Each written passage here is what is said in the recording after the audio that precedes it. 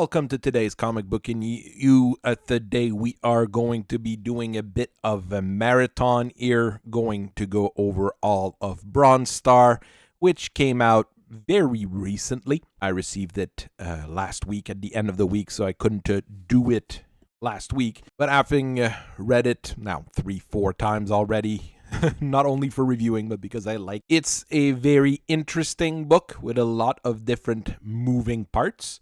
As an indie comic gone through a crowdfunder, this is probably a pretty limited book run, but you can still get this book from various storefronts on Fund My Comics as an example. So it is available if you were willing to put a little money down. It's not the cheapest book out there, but it's also not one of the most expensive.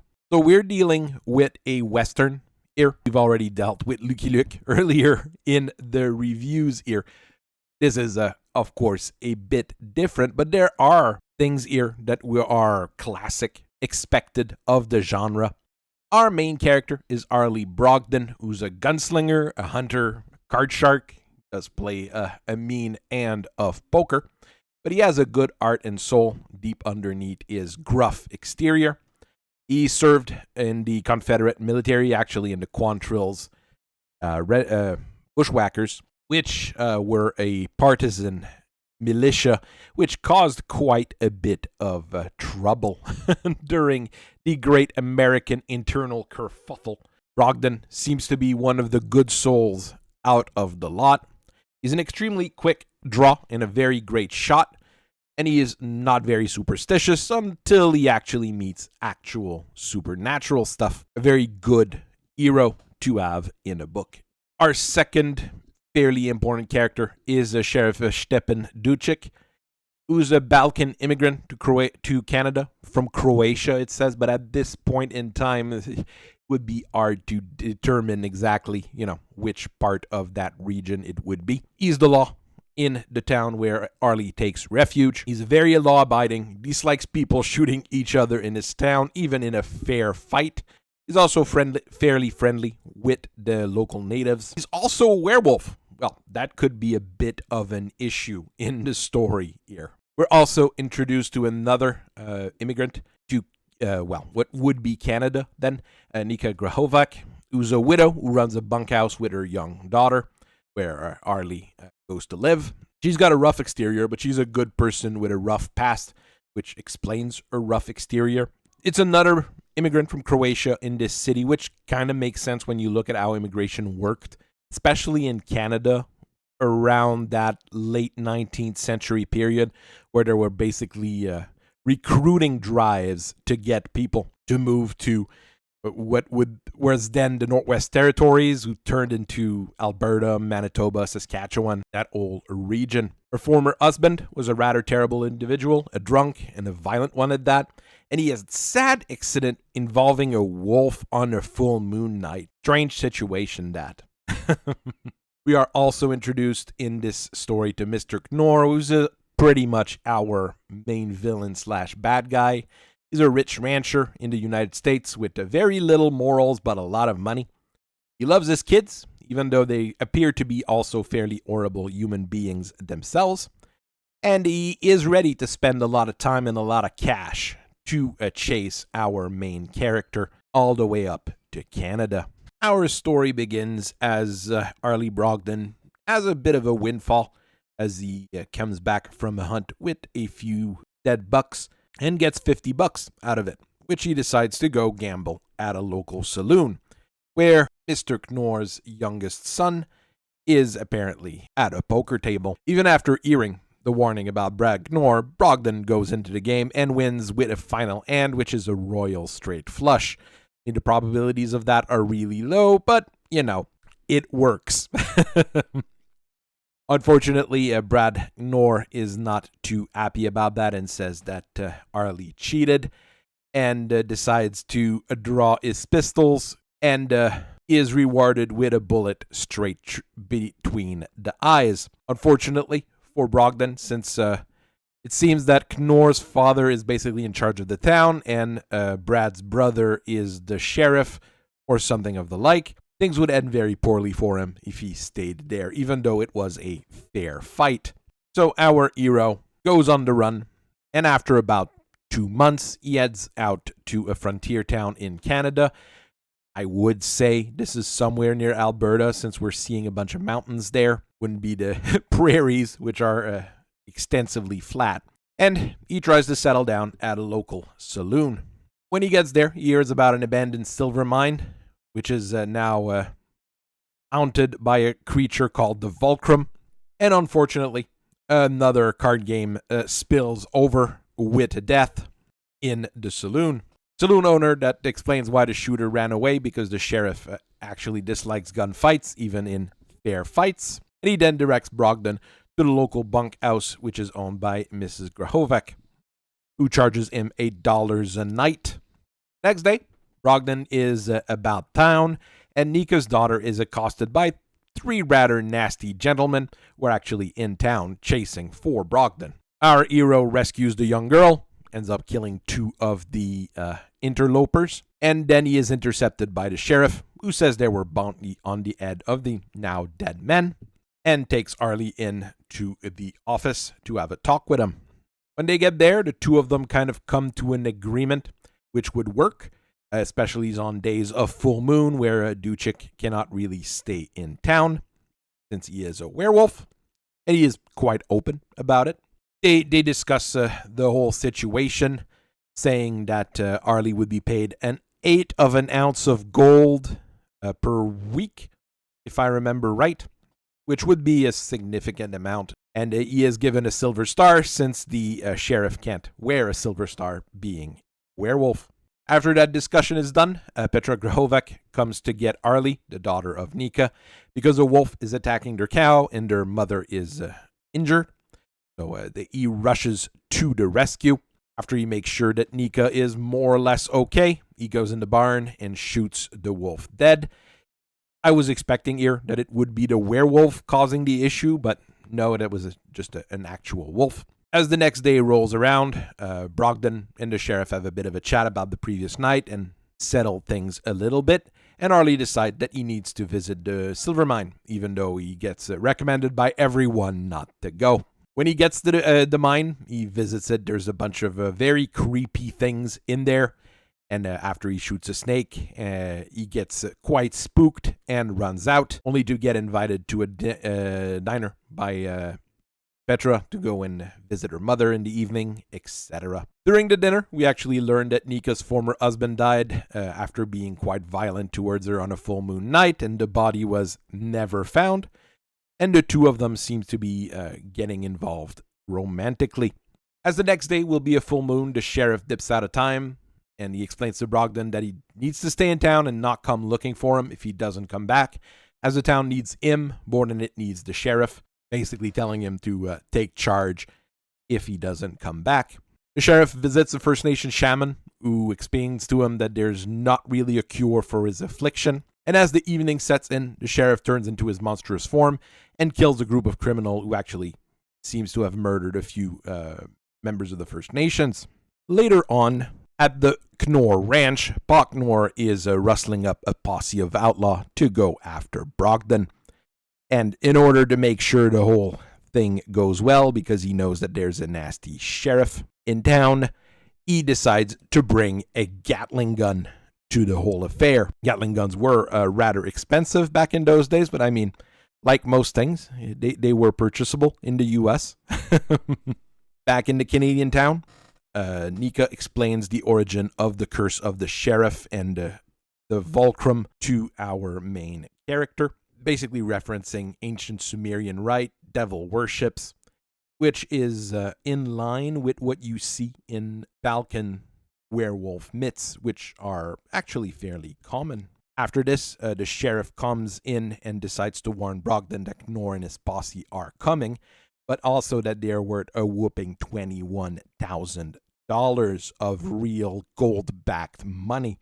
That would be a significant amount in those days. The 2 of them decide to go and speak in the office because they want to plan out their actions. And the old shaman is there trying to explain that in a few days during the full moon, they need to go to the old silver mine because it will reveal itself and potentially break the curse. Those few days passes and Knorr and his gang get to the town, start threatening people and trying to get the information as to where Brogdon is, and our friendly barkeep decides to push them towards the mine, right into the trap that Dave set up. The gang is pretty smart and tries to smoke them out, while Knorr and one of his henchmen are planning to basically double-cross everyone so he doesn't have to pay anyone. But the sheriff shows up in his Garrow form and starts basically taking out the trash. Knorr brings up the Gatling gun and starts shooting at the man-wolf, which doesn't slow him down as much as he would want. The sheriff flips over the cart on which the Gatling gun is residing, and in response, Knorr starts running away, and as Brogdon tries to stop him, he reveals that he had kidnapped Petra, tells Brogdon to put on some shackles, but unfortunately for Knorr, and probably fortunately for our hero, the man-wolf rushes him and knocks him off, but grabs Petra instead of Knorr in his werewolf madness. In a desperate move, Brogdon stabs the beast in the eye with his silver sheriff deputy star, which turns the sheriff back into its human form, and he dies of bleeding out from all the injuries on his chest. Kind of reasonable here. And as he dies, the Volcrum starts flying out of the abandoned silver mine with a screech and grabs Knorr and devours them before flying away in the pale moonlight and northern lights. Our hero goes back to his new home, where he takes the role of the full-time sheriff as the story ends. This is a very strong Western story. You know, the kind of things that you would expect from Hollywood in the 50s and 60s, really. And the supernatural elements are kind of subdued through it. I was expecting more when I read the pitch for this particular book, but I was still quite enamored by this book. After I've read it, it's rather interesting. It has a very nice story, very good characters. And when I say good characters, not just that they're well crafted, but actually morally good people, which is not a thing we see very often nowadays, which is the thing that really drew me to the story and drew me to reread it a few times before even I started drafting out my reviews. The cover I got for this book was the basic cover A, which is, in my opinion, a pretty great cover with a great framing. You do have a strong branding at the top. It's a bit simple and not super imaginative, but it does work fairly well. And it does tell us the themes of the upcoming story. Part of the thing with this here is that it was really pushed as a Weird West story, so when I first looked at this cover, I found it a bit weaker. If we wanted it to be really Weird West, probably should have put it in the evening or the night, something just a little bit creepier, a little bit more horror-y. But after reading the book, you do realize that this is far, far more of a Western than a horror story. Book quality itself is pretty good overall. We've got a decent cardstock cover with a great paper quality in the inside. Probably would have preferred a hardcover, just typical European hardcover would have worked here. Same with the binding is also pretty good. It cracks fairly well. It doesn't seem to have any issues I've already gone through this book multiple times and it doesn't have any weird creases or any weird problems with it. In this book, we also get a second story with Brogdon and the town barber Suggs, which is very interesting, but this one is a pure Western. It doesn't have any Weird West elements. The book is basically split into two sections. We've got nice pieces of art in the middle to split the two sections, which basically are two separate issues. And at the end of the book, we get a good chunk of art, and we've got a second cover if you don't have it well, so pretty good there. Back flap of our cover is the branding card and the title card of the book with our the creators, while the back flap of the back cover has the nice little wanted poster with Mike Barron and Pat Broderick, which is really cool and gives us just enough information on our creators here to move this along. The back cover is also really beautiful, But unfortunately, I kind of disagree with Peter Brandwald's tagline, because there are many great Western comics out there. The number is not limitless, but fairly high, especially if you look in the 50s, 60s, when it was that big glut of American Western movies. But we also had quite a few in Europe. Not as much in Japan. Japan is more focused on the samurai stories, which get adapted to be cowboy stories. I still believe that Lucky Luke's The Judge is the greatest Western comic out there. I'll try to do a review on that at some point. With the campaign, when you supported it, you got 2 art prints, one of the cover and one of the Werewolf, which is pretty good. And you got an ad card for the upcoming Florida Man versus Auxilla, which I have the original Florida Man. I might review it at some point. I am not sure.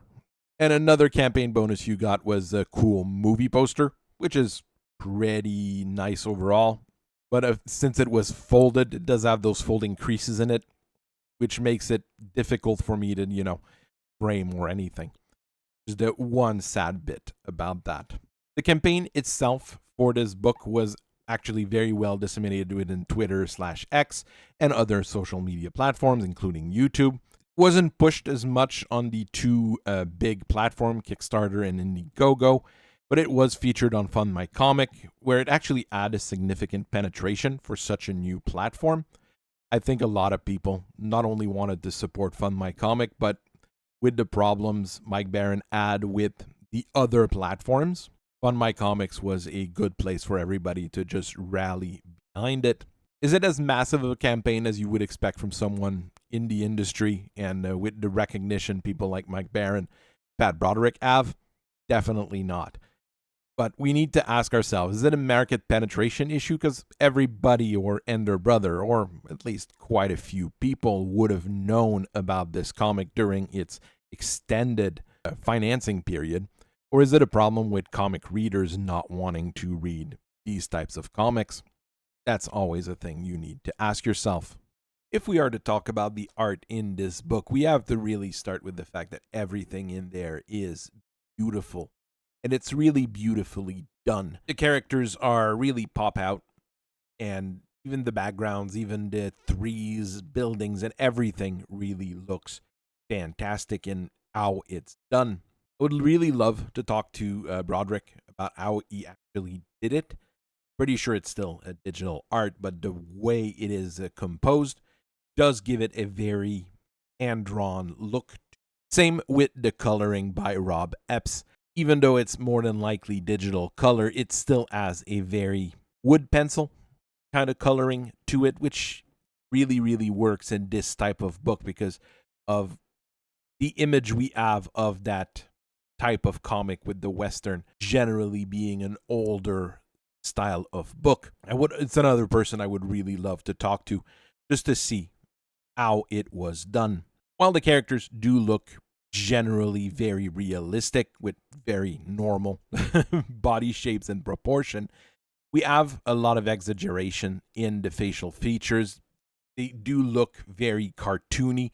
It really depends on the character. Brogdon always looks fairly serious, but here we have Brad Knorr really looks cartoony more than it should if you imagine a realistic style of book. And it's a very nice contrast to have throughout all the characters. Might not be a style that's for everyone, but it's a style that really works here and a style that I personally enjoy. Got plenty of firearms in this one, and they look pretty great. From great to awesome in terms of the Gatling gun here. It really looks the part.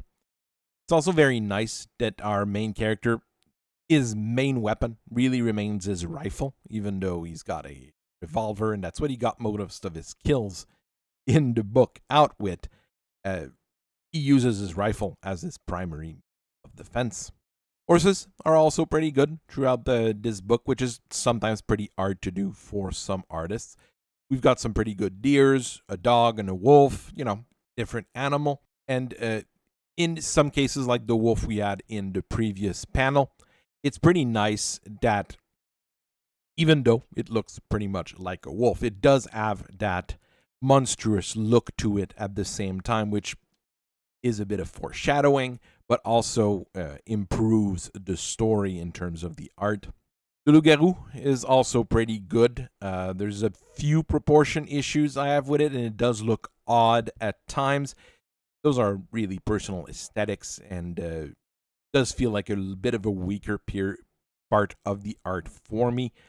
But that's because I do love werewolves, and I've got a lot of different things from old werewolf books and comics and things like that. The style of monster that I enjoy. It's not for everyone, obviously, but it's not awful either. The Volcrum does look terrifying in a natural, very cosmic, horror-y sort of things that we'd like to have more details on or less details on or build stories around. Very interesting concept overall.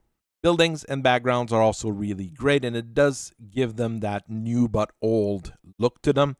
The problem we have in a lot of Western comics, especially more recent one, where a lot of those buildings that you see, they're old-timey, but they make them look too old at the same time. Here, they look like they were fairly recently built, but with that old-timey look to them, which is what you need here. The backgrounds also are very competently done. Some of them, like let's say the bottom panel here, kind of looks like a Bob Ross painting, maybe with a few more characters than you'd have in a Bob Ross painting, but it has that feel to it.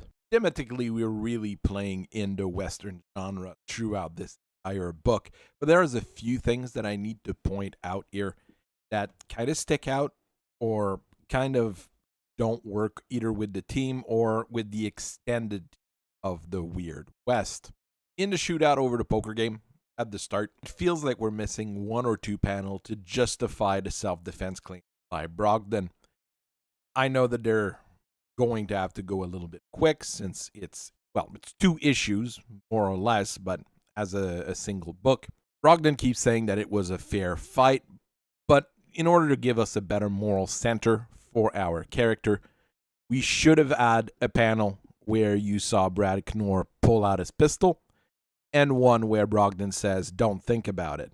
Something along those lines, just to give us more of an idea that we're dealing with an actual hero and not with an anti-hero or a reluctant hero, because that's not what we see from Broderick throughout the entire rest of the story. This might just be a case of editing or a case of pacing having an issue, but this is a thing that I can easily point out.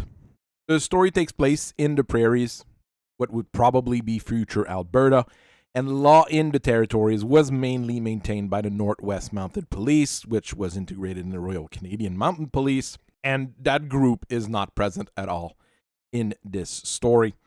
Even if there was a local sheriff in a town, the Mounted Police would do rounds in all towns and all locations throughout Alberta or future Alberta and Saskatchewan to have an idea of what was going on and more or less maintain the law. But really the biggest thematic issue here is that while we're playing in the Weird West genre and we have Weird West elements in it, those are extremely limited. You could pretty much tell the exact same story by just saying the sheriff is a mysterious man from Eastern Europe, and the conclusion would be the same. Okay, you'd have a bit less violence, it would be a little bit less gritty, and nobody would be able to get shot by a Gatling gun. You could have the exact same teams, the exact same pacing in the story, and it would work pretty much the same, which is a thing that I do find a little bit weak, especially with how the book itself was presented in the trade marketing. It is nice, though, to have a werewolf in there rather than the mysterious avenging ghost of the wasteland and things like that, which is what we very often deal with when we're going into Weird West genre. That's not a bad thing, because most of those stories get very interesting as well, but here, I do feel that a werewolf is a fun thing to introduce, but it could have been used a whole lot more. One of the great things, on the other hand, is that Baron really includes how the people are speaking, with their accents, their slang, just how everything is mashing up here. Really gives us a lot of immersion into what's going on, and it gives us a very nice idea of the West, which was not only won by powerful and stoic American men, but also by all sorts of immigrants from Eastern Europe, few from Western Europe, and everything in between, freed slave from the South, but that's something we see in the second story with Suggs. So a lot of different things there. It's also nice that Brogdon is a former Confederate soldier, but it's not used to demonize him or to make him a good guy or a bad guy. It's just a trait he has. We have to remember that in this general time period, there would be a large number of former soldiers from both sides just trying to build a new life, getting away from the conflict. So it's an interesting take there. It's also nice that we're playing with the Hungarian Balkan werewolf here rather than the more common tales that we're used to, like the Beast of Gévaudan, which is the French werewolf tale mainly, or the very basic Romanian vampire / werewolf / mashup we're used to seeing mainly from the British perspective. So it's just enough of a difference that it makes it more interesting. Again, I'm gonna keep going here with saying that Brogdon is a very, very great hero. He's not proud, he's not materialistic, even though he gambles, but it seems to be for fun more than anything else. He's a man who could have taken advantage of his position and his skills, but he never do. He just does what is the best for the town and the best for the people living there. And that really puts him apart from a lot of recent Western heroes and far closer to the traditional cowboy hero of the mid-20th century, even though it's different from Lucky Luke there, but still in the same bracket of character. We're giving a very simple romantic subplot here, and it works perfectly well. It fleshes out all the characters, their relationships, why Brogdon would want to stay in this town, why the sheriff is also protecting everyone and trying to show how good he is, even though he is cursed. So it's a nice, tight little package with everything that you would need in a decent story. The ending is rough, brutal, and this is kind of what we need to expect from these kinds of tales. And it brings a closure to the sheriff and to Brogdon as Brogdon grows from the action and becomes a better man to protect Cobb's Gap, while the sheriff is able to perform a good action while in his monstrous form, but getting released because he was getting lost into it. Everything there works as it should. Our main story here is really split into 2 issues. You can easily tell here, even though this is marketed and pushed as a graphic novel, it really is written using the standard floppy market in mind. This could have been a 6-issue series if you stretched it out, or a 4-issue series, but in the end, they made it as a single graphic novel, but which is built out of 2 issues. This entire book is pretty much in chronological order, which is something that is actually pretty weird nowadays. We're really used to that flashback at the start and all those things that is standard expositional setup. We are given a very good and basic introduction to our main character in a few pages. And it could have probably used a page or 2 more, something like that, just to extend the thing. Like I said earlier, we would have needed at least 1 extra panel for the gunfight with Broderick. Outside of that, it's not a terrible setup. We probably would have needed or wanted a few extra pages to deal with the supernatural elements of this supernatural thriller. Like I said here, we can strip the werewolf element from this and just have it as a buddy cop comic, and it would work just fine. A little bit like the Native American elements in there that also seem to be a little bit tacked on, not really necessary for the plot or the setup of the story. It feels like there was a lot on the cutting room floor, maybe, but that's how this book ended out. As my final thoughts, there's a few little things here that I want to bring up. And one of the things here is the book is really marketed to mature readers, but I would say that's a bit of a misnomer. While it's not for all ages due to some of the themes, the gore, and the violence, pretty sure most teenagers would easily be able to handle that book. It's, let's say, an R13 plus. Okay, not PG-13. It's a little bit rough here, but there's nothing sexual going on, no massive swearing, nothing that goes outside of moral and decency. I mean, the romance story element in this really works fine and is set up properly. I do also miss old westerns here, both on TV and film and in comics. Yellowstone and its derivative are bringing back western to the small screen, well, the streaming screen. Lucky Luke's getting a new book soon in France with a new artist-writer combo, very different style than the original. And Bronze Star is really the first of a wave of indie comics that are coming in, bringing back the Western, with Razor Fist's Ghost of the Badlands being the big one of the lot. While the ending for this is rather definitive, it's easy to have new story in the same setting with the same characters, so I would expect a Bronze Star 2 to come out at some point.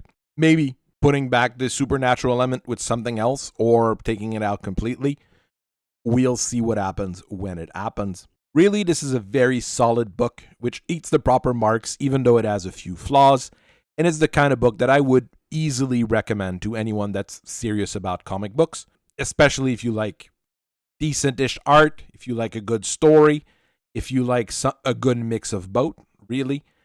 This is the whole package, and something that is not as easy to say nowadays when looking at books. It's the kind of book that you'll thank me if you actually buy once you've played and read through it.